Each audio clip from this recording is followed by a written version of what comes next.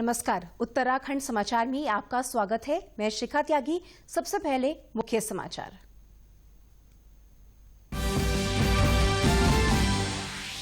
प्रधानमंत्री नरेंद्र मोदी ने राज्यों से कहा, कोरोना को लेकर न बरतें लापरवाही, सुरक्षा की कसौटी पर परखेंगे वैक्सीन। मुख्यमंत्री त्रिवेंद्र सिंह रावत ने कुंभ के लिए मांगी वैक्सीन।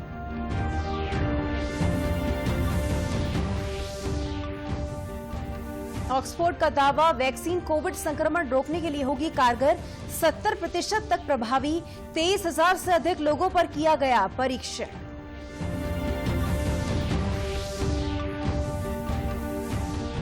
कोविड-19 टेस्ट के बाद ही हरिद्वार कुंभ में आ सकेंगे श्रद्धालु। महाकुंभ में स्वास्थ्य और सुरक्षा को प्राथमिकता, स्नान के लिए बने आधा दर्जन नए घाट। और गांव लौटे प्रवासियों को स्वरोजगार का सहारा, सतपुली का मशरूम दिल्ली तक पहुंचा, ग्रामीणों को हो रही अतिरिक्त आय। अब समाचार विस्तार से। प्रधानमंत्री नरेंद्र मोदी ने राज्यों और केंद्र शासित प्रदेशों के मुख्यमंत्रियों के साथ कोरोना की स्थिति की समीक्षा की। प्रधानमंत्री ने कहा कि रिकवरी रेट बढ़ने के चलते मौजूदा समय में लापरवाही बढ़ गई है और गलतियां खतरा बन गई हैं, लेकिन हमें किसी भी हालत में ढिलाई नहीं बरतनी है। संक्रमण कम करने के लिए अपने प्रयासों को गति देनी होगी। उन्होंने कहा कि RT-PCR टेस्ट का अनुपात बढ़ाया जाना चाहिए। उन्होंने बताया कि कोरोना के 160 नए ऑक्सीजन प्लांट बनाए जा रहे हैं। 2000 करोड़ रुपए के पीएम केयर्स फंड से हजारों वेंटिलेटर अस्पतालों तक पहुंचाए गए हैं। जब कोरोना से रिकवरी का रेट बढ़ा तो लोगों को लगता है कि ये वायरस नुकसान नहीं कर रहा है, ये कमजोर हो गया है। बहुत से लोग ये भी सोचने लगे हैं कि अगर बीमार हो भी गए तो ठीक हो जाएंगे। इस वजह से लापरवाही का ये स्टेज बहुत बड़ा व्यापक हो गया है। इस चौथे चरण में लोगों को कोरोना की गंभीरता के प्रति हमें फिर से जागरूक करना ही होगा। प्रधानमंत्री ने कहा कि वैक्सीन के हर डेवलपमेंट पर नजर है। अभी भी कई सवालों के जवाब नहीं है। वैश्विक संदर्भ में पूरी स्थिति को देखना पड़ेगा। एक एक जीवन बचाना हमारी सर्वोच्च प्राथमिकता है। भारत जो भी वैक्सीन देगा, सुरक्षा की कसौटी पर उसे परखा जाएगा। करीब करीब आखिरी दौर पर वैक्सीन के रिसर्च में काम पहुंचा है। भारत सरकार हर डेवलपमेंट पर बारीकी से नजर रखे हुए हैं। हम सबके संपर्क में भी हैं और अभी ये तय नहीं है कि वैक्सीन की 1 डोज होगी, 2 डोज होगी या 3 डोज होगी। यानी अभी भी इन सारी चीजों के सवालों के जवाब हमारे पास नहीं है। मुख्यमंत्री त्रिवेंद्र सिंह रावत ने प्रधानमंत्री नरेंद्र मोदी से अनुरोध किया है कि जनवरी से अप्रैल 2021 तक हरिद्वार में कुंभ का आयोजन होना है। कुंभ में भारी संख्या में अधिकारी, कर्मचारी, पुलिस बल एवं हेल्थ केयर वर्कर्स काम करेंगे। वैक्सीन की उपलब्धता में हरिद्वार कुंभ को भी ध्यान में रखना जरूरी है। मुख्यमंत्री ने कहा कि टीकाकरण के लिए राज्य स्तर पर स्टीयरिंग कमेटी बनाई गई है। जिला स्तर पर टास्क फोर्स का गठन किया गया है और इसकी लगातार बैठकें भी हो रही हैं।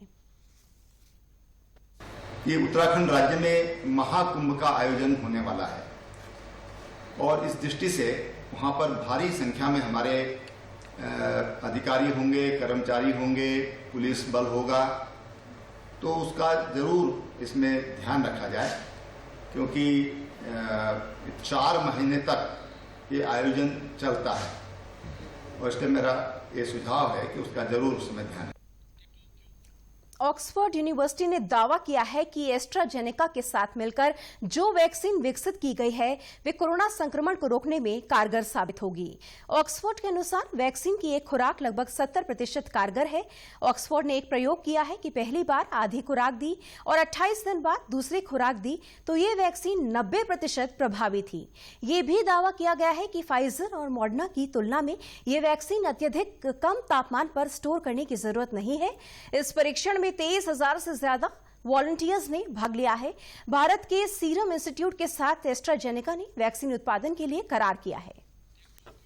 हरिद्वार महाकुंभ में भाग लेने वाले श्रद्धालुओं को कोविड-19 टेस्ट के बाद आने की अनुमति दी जाएगी। मुख्यमंत्री त्रिवेंद्र सिंह रावत ने इसके निर्देश हरिद्वार प्रशासन को दिए हैं। उन्होंने अधिकारियों को निर्देश दिए हैं कि हरिद्वार महाकुंभ में कोविड-19 को देखते हुए स्वास्थ्य और सुरक्षा व्यवस्था के पुख्ता प्रबंध करें।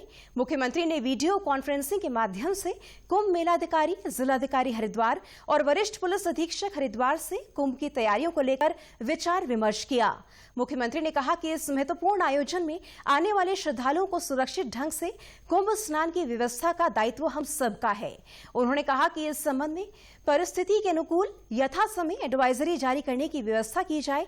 कुंभ मेले में आने वालों को पोर्टल पर रजिस्ट्रेशन की व्यवस्था, एंट्री पॉइंट पर थर्मल स्क्रीनिंग के साथ ही एंटीजन टेस्टिंग की व्यवस्था किए जाने पर ध्यान दिया जाए। उन्होंने आश्रमों के संचालकों, संत महात्माओं के माध्यम से भी जन जागरूकता के प्रसार में मदद लेने को कहा। हरिद्वार में 2021 में आयोजित होने वाले महाकुंभ की तैयारियां जोरों पर चल रही हैं। मेला प्रशासन ने श्रद्धालुओं के लिए करीब आधा दर्जन नए घाट तैयार किए हैं। इससे यहां आने वाले तीर्थयात्रियों को गंगा स्नान में सुविधा होगी। अपर मेला अधिकारी हरवीर सिंह ने बताया कि कुंभ को सुंदर और भव्य रूप देने के लिए मेला प्रशासन ने गंगा किनारे पर बने होटल, धर्मशालाओं और अन्य भवन स्वामियों से बात करके इस बात का आग्रह किया है कि इन सभी इमारतों को एक रंग से रंगा जाए ताकि यहां आने वाले तीर्थयात्रियों को महाकुंभ की भव्यता और सुंदरता दिखाई दे। उन्होंने बताया कि इस बार करीब आधा दर्जन से भी अधिक घाट बनने से अब यात्रियों को अनेक स्थानों पर स्नान करने की सुविधा होगी। इससे हर की पैड़ी सहित अन्य घाटों पर भीड़ नहीं होगी। एक अनुरोध किया गया है और हमारी जो गंगा फेसिंग जो हमारी चाहे धर्मशाला हो, चाहे होटल हो या अन्य व्यापारिक प्रतिष्ठान या हमारे आवासीय भवन हो, उनसे अनुरोध किया गया है कि अगर वो एक रंग में रंगेंगे तो एक अच्छा दिखेगा और एक अच्छा मैसेज जाएगा। इस बार काफ़ी घाट बनाए गए हैं, इसमें कुछ प्राइवेट घाट भी हैं और सरकारी घाट भी हैं। ये जन सुविधा के लिए लोग, ताकि ज़्यादा से ज़्यादा लोगों को जल्दी से जल्दी स्नान कराया जा सके। मुख्यमंत्री त्रिवेंद्र सिंह रावत ने अधिकारियों को कहा है कि पशुपालन विभाग द्वारा रोजगार सृजन के लिए किए जा रहे कार्यों की प्रतिमाह राज्य स्तरीय समीक्षा की जाए। इस मौके पर मुख्यमंत्री ने पशुपालन विभाग के टोल फ्री नंबर 1800-120-8862 की शुरुआत भी की। इस नंबर पर किसान विभाग संबंधी कोई भी जानकारी हासिल कर सकते हैं। मुख्यमंत्री ने पशुपालकों की आय में वृद्धि के लिए कोऑपरेटिव बनाने का निर्देश भी दिया। मुख्यमंत्री ने कहा कि राज्य सरकार का प्रयास है कि महिलाओं के सिर से घास का बोझ हटे। इस दिशा में पशुपालन विभाग को ध्यान देने की जरूरत है। उत्तराखंड में महिलाएं हर दिशा में अच्छा कार्य कर रही हैं। उनको कौशल विकास की अन्य गतिविधियों से जोड़ा जाए तो और अच्छा परिणाम मिलेगा। चंपावत में इन दिनों खेल विभाग कोविड-19 संक्रमण से स्वस्थ हुए लोगों के लिए खेल प्रतियोगिता का आयोजन कर रहा है। 22 नवंबर से शुरू हुई विभिन्न खेल प्रतियोगिताओं का समापन 28 नवंबर को होगा। इस आयोजन का उद्देश्य कोविड संक्रमण से ठीक हुए लोगों के प्रति नकारात्मकता को दूर करना है। स्पोर्ट्स स्टेडियम टनकपुर में आयोजित इस प्रतियोगिता में पैदल चाल, 200 मीटर दौड़, फुटबॉल, वॉलीबॉल, क्रिकेट के साथ साथ इंडोर खेलों का आयोजन किया जा रहा है। जिले की क्रीड़ा अधिकारी आर.एस. धामी ने बताया कि प्रतियोगिता में कोरोना संक्रमण से स्वस्थ हो चुके दर्जनों महिलाओं और पुरुषों ने प्रतिभाग किया। कोविड के प्रति जागरूकता के लिए जो ये आयोजन किया जा रहा है, इसमें वॉकाथन, फुटबॉल, वॉलीबॉल, एथलेटिक्स की विभिन्न प्रतियोगिताएं 22 से 28 नवंबर के बीच कराई जाएंगी, जिसमें सरकार की ओर से प्रशस्ति पत्र और विशेष पुरस्कार प्रदान किए जाएंगे। कोविड-19 के बाद गांव लौटे प्रवासी स्वरोजगार से जुड़ रहे हैं। ऐसे ही कुछ ग्रामीणों ने पौड़ी जिले के सतपुली इलाके में मशरूम प्लांट शुरू किया है। इस प्लांट में तैयार मशरूम कोटद्वार और दिल्ली तक पहुंचता है। सतपुली निवासी डबल सिंह मियां कहते हैं कि वे स्वरोजगार के लिए इधर उधर घूमते रहे, लेकिन स्थायी रोजगार नहीं मिल पाया। उन्होंने सतपुली के निकट एक अन्य साथी के साथ मिलकर एक मशरूम प्लांट खोला। आज उनके प्लांट में बड़ी मात्रा में मशरूम का उत्पादन है। मशरूम एक ऐसा प्रोडक्ट है जो आपको हर तरीके से फायदा देगा, जिसमें पहली बात तो यह है कि मशरूम आपको 3 महीने में पूरा रिजल्ट दे देता है और आपकी एक अच्छी खासी इनकम हो जाती है। दूसरा ये होता है कि इजी वे में आप इसको कर सकते हैं, आसानी से इसको किया जा सकता है, कोई इसके लिए ज़्यादा खर्चा करने की ज़रूरत नहीं है। तो इसलिए स्वरोजगार के लिए बहुत ज़्यादा फायदेमंद है और समय की इससे बचत होती है।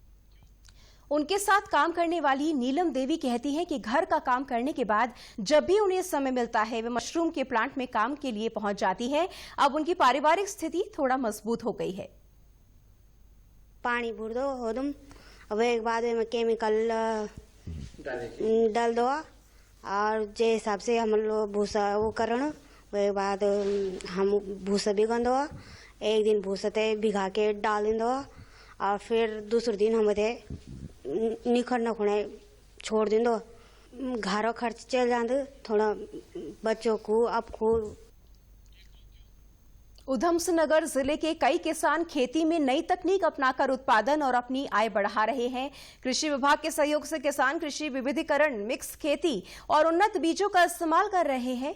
जिले के किच्छा तहसील के 77 वर्षीय प्रगतिशील किसान चौधरी सत्येंद्र सिंह ने गन्ने की खेती कर 900 क्विंटल गन्ना एक एकड़ में उपजाकर क्षेत्र और आसपास के राज्यों के किसानों को अधिक आमदनी की राह दिखाई है। ऐसा है कि हम गन्ने के ही काश्तकार हैं, हम दूसरी ज़्यादा फसलों पर जोर नहीं देते। शुरू से हमारा जो शौक रहा है वो गन्ना पैदा करने में ही रहा है, तो इसलिए जो है नई नई वैरायटी हम इसमें जब भी लाए हैं। ये वैरायटी हमारे पास आई है करनाल से, कुछ पहले हमारे पास आई थी शाहजहानपुर से, यूपी शाहजहानपुर से 82-72 थी, वो भी अच्छी वैरायटी चली। फिर ये आई 0238 है, 0239 है, 0237 है, तो मेरे पास ये कई वैरायटी आई। मुख्य कृषि अधिकारी अभय कुमार सक्सेना ने बताया कि जिले में लगभग 3 लाख क्विंटल नई प्रजाति के गन्ने के बीज गन्ना विभाग के माध्यम से किसानों को उपलब्ध कराया गया है। इससे पैदावार के साथ चीनी मिलों की रिकवरी भी बढ़ रही है। जनपद में लगभग 3 लाख क्विंटल जो है गन्ना बीज, इन नई प्रजातियों का हम किसानों को उपलब्ध करा रहे हैं गन्ना विभाग के माध्यम से, जिससे कि पैदावार में भी बढ़ोतरी हो रही है और रिकवरी रेट भी आ रहा है। और जैसे आपने कहा कि जो हमारी प्रधानमंत्री जी का आह्वान है कि 2022 तक कृषकों की आय का दोगुना किया जाए, तो भारत सरकार और राज्य सरकार के जो भी दिशा निर्देश हैं और उनके क्रम में इस तरह का कार्य किए जा रहे हैं और नई नई तकनीकों को जनपद में किसानों को दिया जा रहा है। प्रदेश में कल इगास का त्योहार मनाया जाएगा। दिवाली के 11वें दिन ये त्योहार मनाया जाता है। कहा जाता है कि गढ़वाल में श्री राम के वनवास से लौटने की खबर 11 दिन बाद मिली। इस त्योहार पर पकवान बांटने और घरों के आगे दिए जलाने की परंपरा है। गांव में रात को लकड़ी के चीले यानी भैला खेलने की परंपरा है। राज्यसभा सांसद अनिल बलूनी ने लोगों से अपील की है कि वे अपनी संस्कृति को संरक्षित रखने के लिए इगास अपने गांव में मनाएं और इस दिन अपने घरों में दिए जरूर जलाएं। 25 नवंबर को इगास का त्यौहार है। मेरा प्रत्येक उत्तराखंडियों से आग्रह है कि वह अपनी उत्तराखंड की विशिष्ट सांस्कृतिक पहचान के लिए इगास का त्यौहार मनाएं, अपने घरों में दिए जलाएं और अपने स्वजनों के साथ इगास या बुढ़ दिवाली उत्साह के साथ मनाएं। देहरादून जिले के डोईवाला के बुल्लावाला गांव में ग्रामीणों और वन विभाग अधिकारियों के बीच बैठक हुई। बैठक का उद्देश्य वन विभाग और ग्रामीणों के बीच सामंजस्य बैठाना है ताकि जंगली जानवरों से होने वाले नुकसान से बचा जा सके और किसानों की समस्याओं का निस्तारण हो सके। इस दौरान वन विभाग और ग्रामीणों के बीच समिति भी बनाई गई। ये समिति वन विभाग के सौजन्य से गाँव में विकास कार्य करेगी। यहाँ पर वन विभाग द्वारा इको विकास समिति का गठन किया गया है। ये हम ग्रामीणों के लिए बहुत ही कारगर साबित होगी यह समिति और इसका मेन उद्देश्य जो है कि हमारा यहाँ पर ग्रामीणों का और विभागीय अधिकारियों का परस्पर जो टकराव होता रहता था किसी विवाद को लेकर के, उसका सामंजस्य बना रहेगा और हम मौके पर ही इन चीज़ों का निस्तारण कर सकेंगे आपस में बैठकर।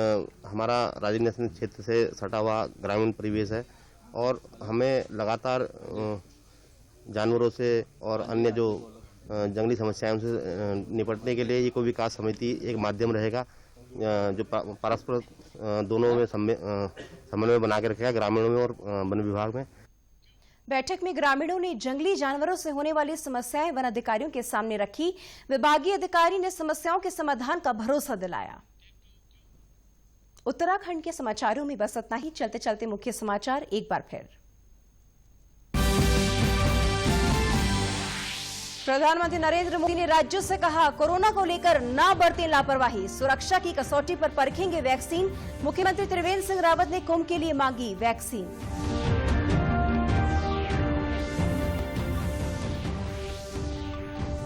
ऑक्सफोर्ड का दावा, वैक्सीन कोविड संक्रमण रोकने के लिए होगी कारगर। 70% तक प्रभावी, 23,000 से अधिक लोगों पर किया गया परीक्षण।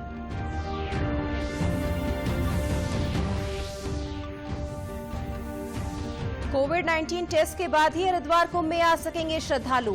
महाकुंभ में स्वास्थ्य और सुरक्षा को प्राथमिकता, स्नान के लिए बने आधा दर्जन नए घाट।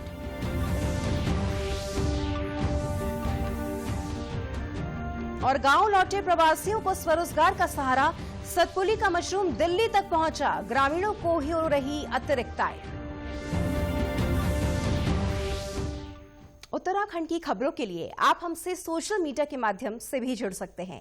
हमारा ट्विटर हैंडल है DD_News_देहरादून, हमारा फेसबुक पेज है DD News उत्तराखंड और हमारे YouTube channel DD News Uttarakhand को भी आप सब्सक्राइब कर सकते हैं। कोरोना संक्रमण से बचने के लिए मास्क का अनिवार्य रूप से और सही ढंग से प्रयोग करें, साथ ही सामाजिक दूरी का ख्याल रखें, नियमित रूप से हाथ धोएं और याद रखें, कोरोना को हराना है, मास्क जरूर लगाना है। नमस्कार।